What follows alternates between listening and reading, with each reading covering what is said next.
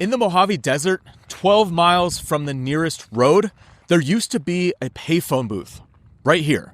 I'm standing at the location of where the Mojave Phone Booth used to be. And it stood for 52 years, a working active phone out here in the middle of the desert. You could come out here, put a dime in, and be able to make a phone call.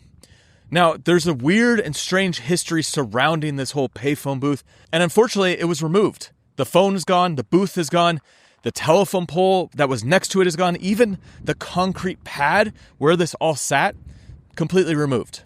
However, even to this day, the phone number stays active, and if you dial it, someone might pick up. This is the story of the Mojave Phone Booth.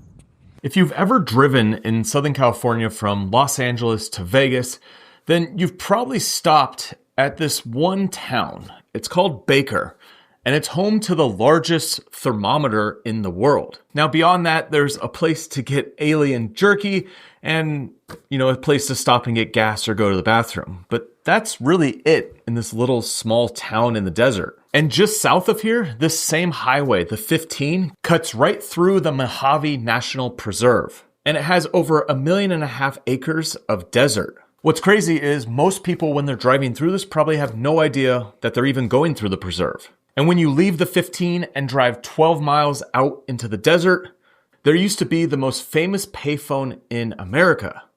To understand how a payphone gets in the middle of this vast desert, out in the middle of nowhere, has to do with these black hills that are out here. There's 40 of them in total. They're actually volcanoes. And the last one erupted about 15,000 years ago. So basically yesterday in geological terms. And what's cool is you can actually camp right here in the lava field.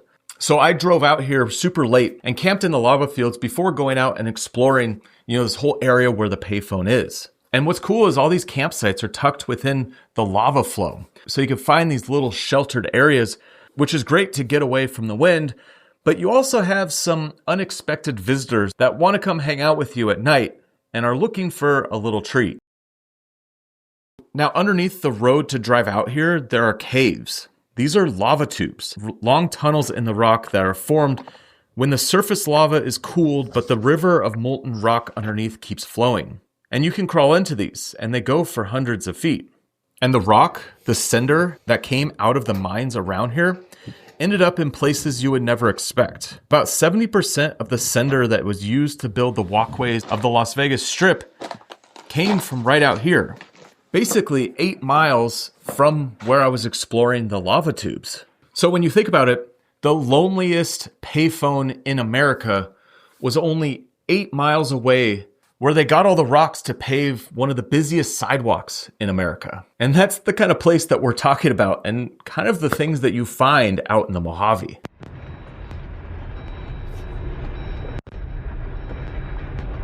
Now, in the 40s, there was a guy named Emerson Ray, and he owned this mine right here. This is the Cima Cinder Mine. And right now it's just basically in ruins. But he was tired of being cut off from the world, being completely alone out here, because we are far from any sort of civilization. So he actually asked the phone company to run a line out here so that he could stay connected with the world. So Emerson Ray asked the phone company for a line, and they actually did it. In 1948, they ran a phone line out here into the desert, and they did it for one guy and the group of miners that was out here. And they installed one phone, a hand-cranked magnetophone, and the kind you've seen in old westerns where the operator goes, "Number, please." And they officially named it the Cinder Peak Policy Station. Not very catchy, but the name actually mattered, because back then, California had this rule on the books. If you proved that you lived in some isolated corner of the state, even in a patch of dirt nobody heard of, the phone company was legally required to run a service to you. So this thing was basically a public utility out here in the middle of the desert, a few miles from these cinder cones and 12 miles from the nearest paved road. And in the 60s, they upgraded it to a regular payphone. And in the 70s, a push button. And for 50 years, 5 decades, nothing about this changed. So you go out to this payphone and you would see the same old phone that's been there since the 70s. So miners used it, ranchers used it. There was some guy that his car broke down on a road out here, Kelbacker Road. He walked 12 miles and ended up finding this payphone and used it. But other than that, it was only a handful of people that really came out to this payphone to make a phone call. And that was until 1997, when one person in LA decided to open up a map and look out in the Mojave and find this single payphone. And to this day, we still don't know who this person was. And what's crazy is he saw this on the map and he thought to himself, this can't be real. Maybe it is. And so he decided to drive out there and find out. To me, that's the kind of exploring I love doing. It's just finding something unique and going out there and, seeing if it's real, seeing what actually is there when you go out and find it. So he drove out here just to see it. He found a phone booth sitting at the intersection of two dirt roads and nothing around it, nothing for miles. He picked up the receiver and it had a dial tone. And then he went home and wrote a letter about it. And he didn't write it to a newspaper and not to some major publication that you've heard of. He wrote it to a small indie punk magazine called Wig Out. He described what he found out here. And at the bottom of his letter, he printed the phone number. Dear Wig Out, I recently spotted a small dot with a word telephone beside it on the map of the Mojave Desert, 15 miles from the main interstate in the middle of nowhere. 619-733-9969.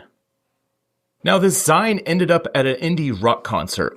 And back then, a Zine was a self-published type of magazine, a little booklet or something like that. And a few weeks later, there was a band called Girl Trouble that was playing. And there was a guy at the concert, Godfrey Daniels. Everyone, I guess, used to call him Doc. But he was at the merch table and he was flipping through this Zine and, found this little note about a payphone in the middle of Mojave. So he went home, picked up his phone, and dialed the number. Doc dials the number from his house in Arizona and it rings and rings and rings and nobody picks up. He tries the next day, same thing. He tries again, same thing. And days go by, then weeks, then almost for a full month, Doc keeps dialing and nobody ever on the other end.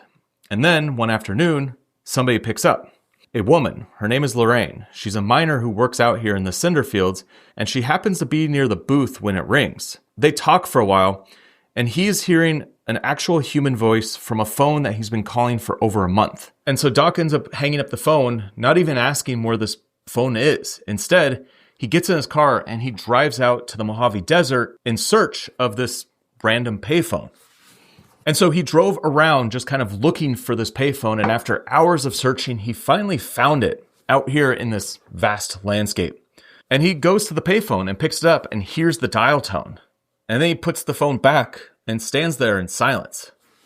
And something about this whole experience really got into his head because, after calling this number for months, after, going out there himself and picking up and hearing that dial tone, he decided to create a page, a website about this whole thing. And at the bottom, he included the number for this payphone.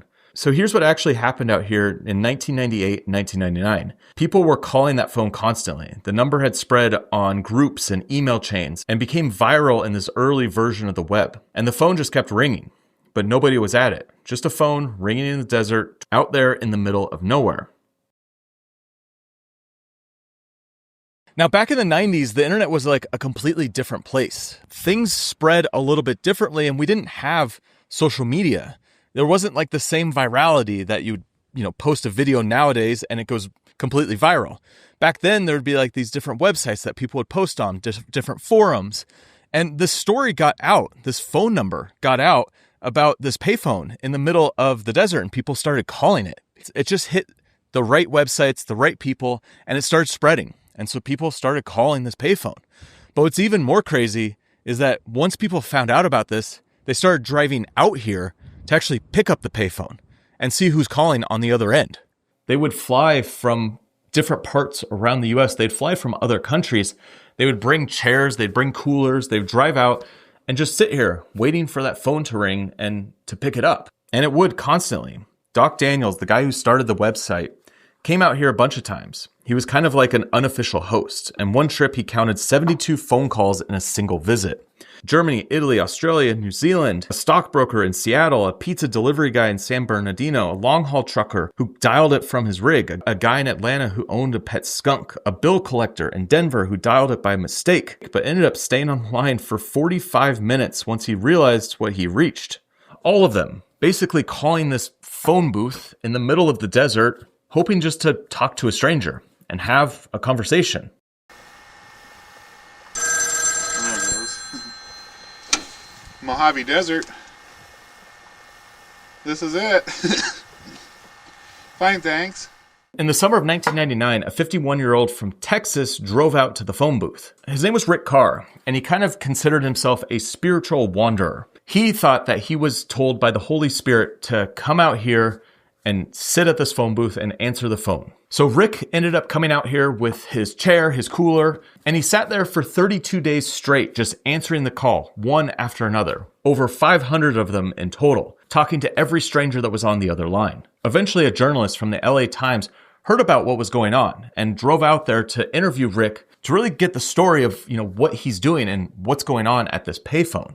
And Rick told him, among the housewives and stockbrokers and regulars, there was one guy who kept calling over and over. The guy said his name was Sergeant Zeno from the Pentagon. Nobody ever figured out who Sergeant Zeno actually was, whether that was his actual name or whether it was just some guy with sense of humor and a boring job, or whether he existed at all. The article about this experience hit the front page of the LA Times, then the New York Times picked it up. And whatever was already kind of out of control got fully out of control. Thousands of people every year started showing up to this one spot in the desert. So here's where the whole tension came around this location. When this payphone was put in, this wasn't the Mojave National Preserve. It was all just basically desert land. But in 1994, the Congress passed the Desert Protection Act, which basically made 1,500 square miles protected land. And so now this payphone basically sat right in the middle of this protected land. But the issue is, this payphone was a pilgrimage. So people were coming out here to come see the payphone, to jump on it, to make phone calls. And with that brought a lot of people using these roads and a lot of trash and a lot of people just destroying the landscape in this area. I mean, if you look around, we're just surrounded by Joshua trees and it's this really pretty desert. But you had thousands of people showing up here every year just to see this payphone. So in the year 2000, on May 17th, Pacific Bell came out here with a truck.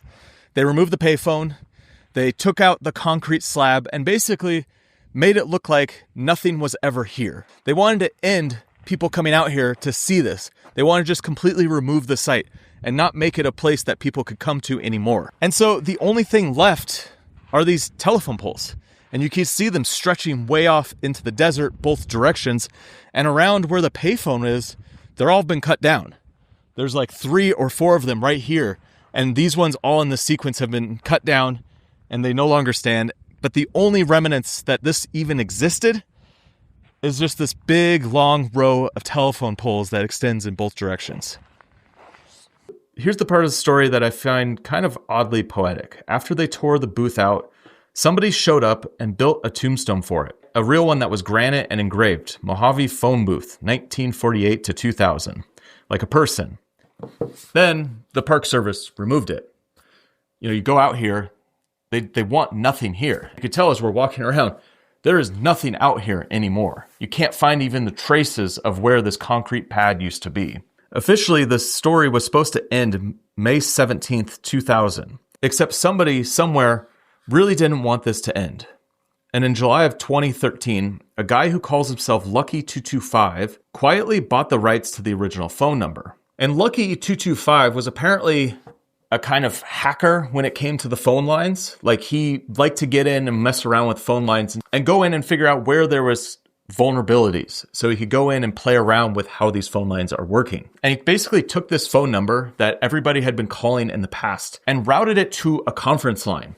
So basically, if you're anywhere in the world, you can call this phone number at any time and you're added into this chat room where you could just have conversations with each other in real time in like this conference setting. So 26 years after the whole phone was removed and the Park Service removed everything about, this location, the phone number is technically still active.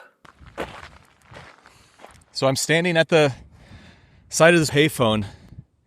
And apparently we can call this number. So why don't we actually try it? There's no more phone, but the number still exists.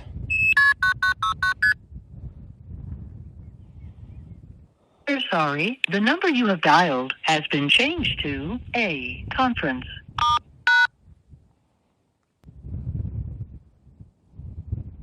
Hello? Is anyone there? No answer. No one's on the other line. I just got a text message though.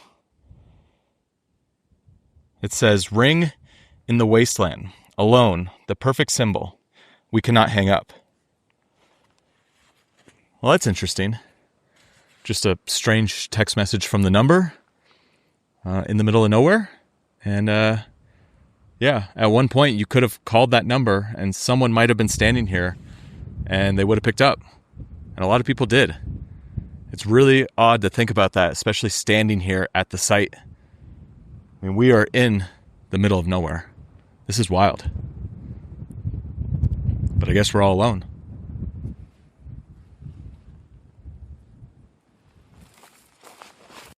So I drove all the way out there, out in the Mojave Desert, stood in the exact spot where this phone booth used to be, dialed the original number, got the conference line, and tried to talk to whoever's on the other end, but I got silence. Nobody picked up. But right when I hung up the phone, I got that buzz from the text, the same number that I just called. I have no idea how they sent that. Like, it's probably an automated thing where it automatically sends you a message, but it's still an interesting experience, especially because I wasn't expecting a text to come back and being out there, reading this message out in the middle of the desert. People have been trying to figure out for years why this payphone had so much interest, like why people would fly, across oceans to come out here and just answer the phone for strangers. It's an interesting testament to the curiosity that all of us have. By dialing this phone number, we might be connecting with something that could completely change your life, or it could be nothing. But you never know until you actually dial the number and pick up the phone and have that conversation with whoever's on the other end of the line. And so right now, if you wanted to, you could pick up the phone and jump into this conference line. I'll put the number here on screen, and you could have a conversation with someone on the other end of the line. And you never know, that person might be standing in the middle of nowhere in the Mojave Desert.